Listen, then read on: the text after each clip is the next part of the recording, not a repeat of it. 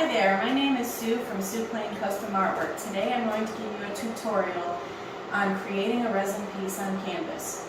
It's very important when pouring resin on canvas that you support the back so that the heaviness of the resin does not create a sag in the canvas. Also, it's very important to tape your edges because when the resin drips, it will create drip marks along the back of your canvas. So in order to prevent that, you must put tape and make sure there's a really good seal.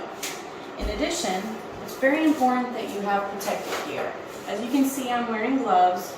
Normally I would be wearing a respirator. I do have an air purifier in my studio to protect yourself from the chemicals that you use with the resin. Today, obviously, I won't be wearing my mask because I'll be teaching you how to pour resin. It's very important that your environment be free of dust. Once you pour the resin, if any dust falls into your resin while it's curing, it will leave imperfections. The next important step is making sure your canvas is level. If your canvas is not level, the product will slide off the canvas and result in a lot of wasted resin. So, as you can see, I have this canvas propped up on little cups to keep it off the table while the resin self-levels and drips. So, I have assured that the canvas is level to my satisfaction before I begin mixing my resin. Currently, for this project, I will be using Promarine resin. Another resin of choice is art resin. It's important when you are covering your artwork that you purchase a high-quality resin that has UV properties to inhibit yellowing. There's a two-part process to mixing resin, part A and part B, resin and hardener. You always start with part B. For this project, I will be mixing 48 ounces of resin total. So it will be 24 ounces of A and 24 ounces of B. So,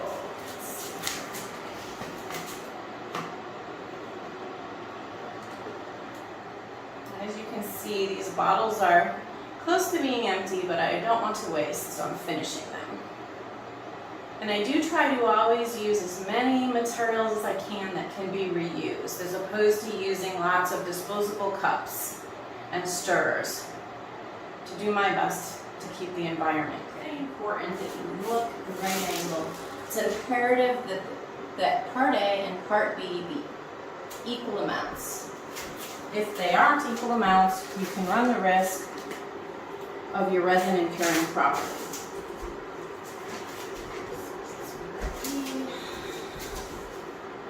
Part A. So 24 ounces of part A to create a total of 48 ounces. Each resin manufacturer has different criteria for stirring, mixing, and working time. Promarine resin has approximately 1 hour for you to work with it before it starts to cure. So you are limited to the amount of time that you have to work. Next step is I start my time clock on my phone, preferably not with dirty, sticky hands.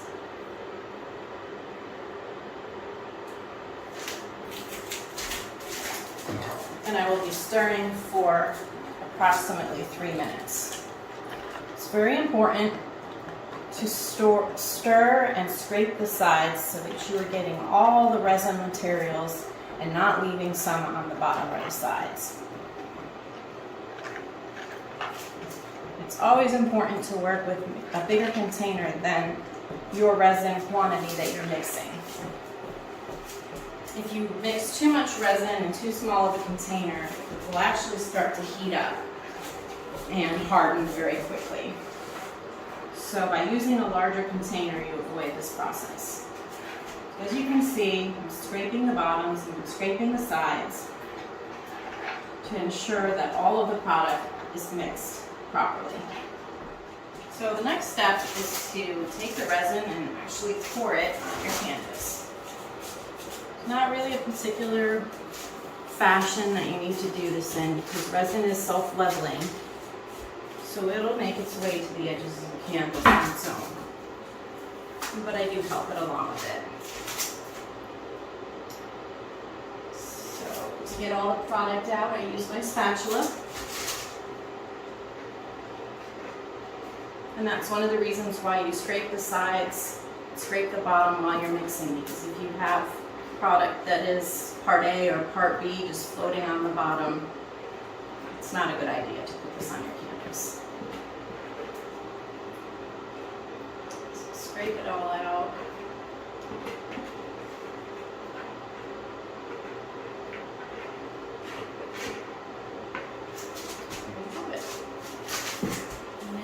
I'm going to spread the product across the canvas with my spatula just to help move it to the edges.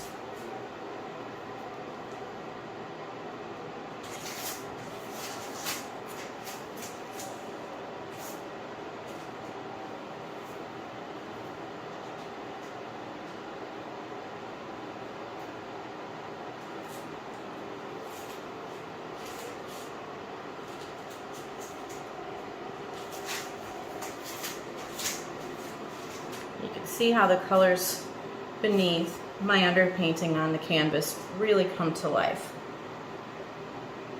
Now, one of my best tools for really working the resin over the edges is my fingers.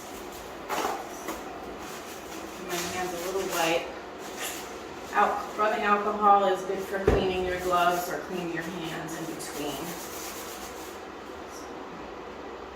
So, you can see I'm just using my gloved hand to work the resin right over the edges and smooth it out.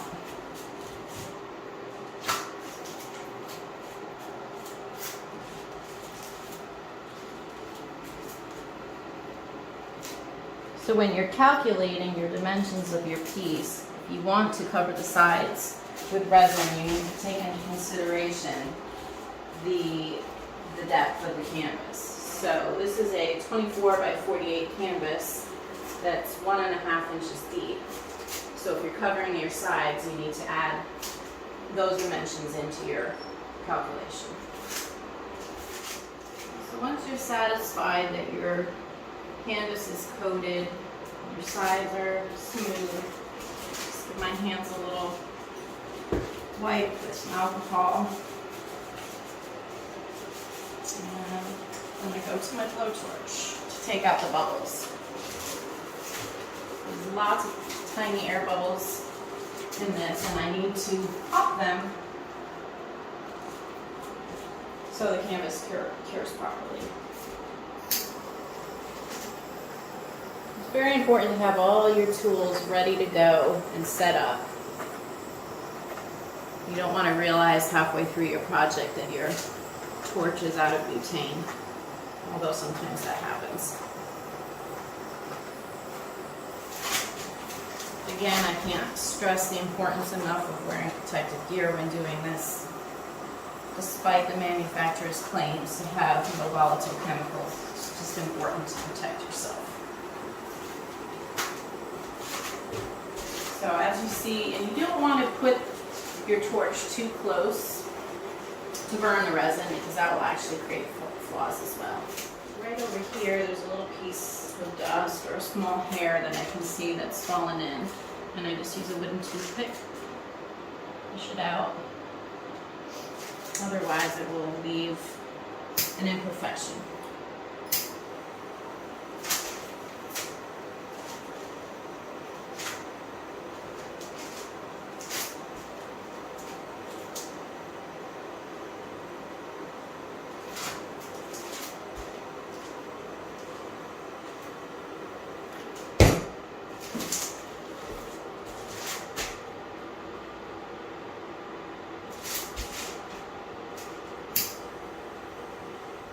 So the next step, if after your first coat of resin there's flaws, whether it's a piece of dust or a little bit of a canvas that didn't adhere, it's required a light sanding just to give the resin a little bit of a tooth so you can pour the next layer.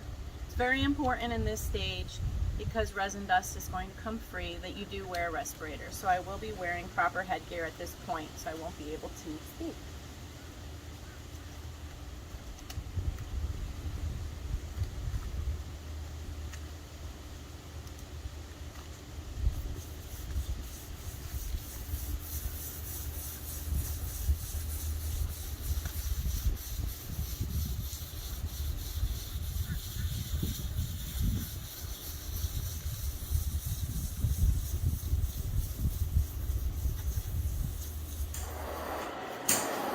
this is the fourth coat of resin on this piece. Resin does not like to be controlled. It has a mind of its own, so as I said earlier, it's very important to make sure your piece is level, and otherwise it will go places where you don't really intend it to go. So at this step, I have gotten all the air bubbles out of the final coat of resin, and I've mixed up some white.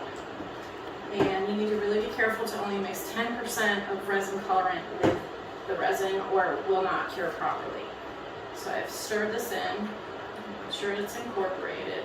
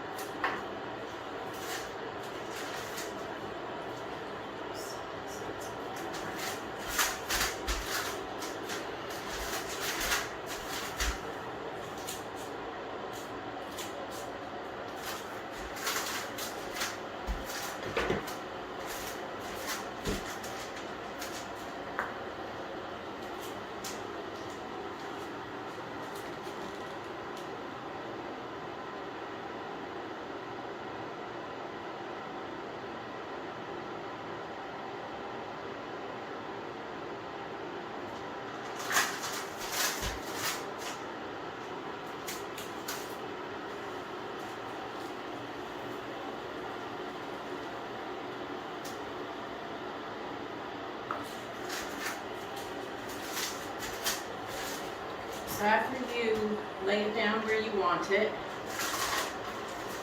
give it another blast with your torch to pop the air bubbles.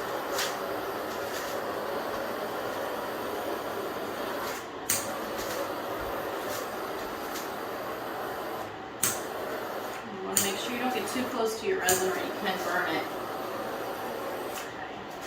Okay. So that's laid down in the position that I want it. It's heated up. Bubbles dealt with it. So the next tool that I use is a heat gun.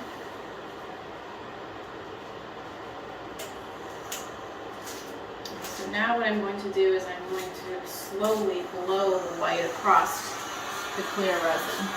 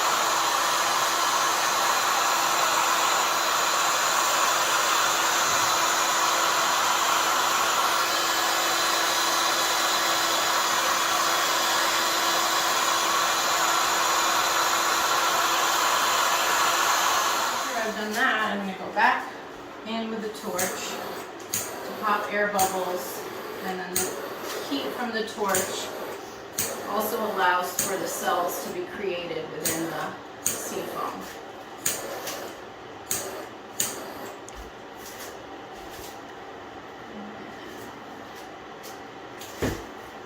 That's a wrap.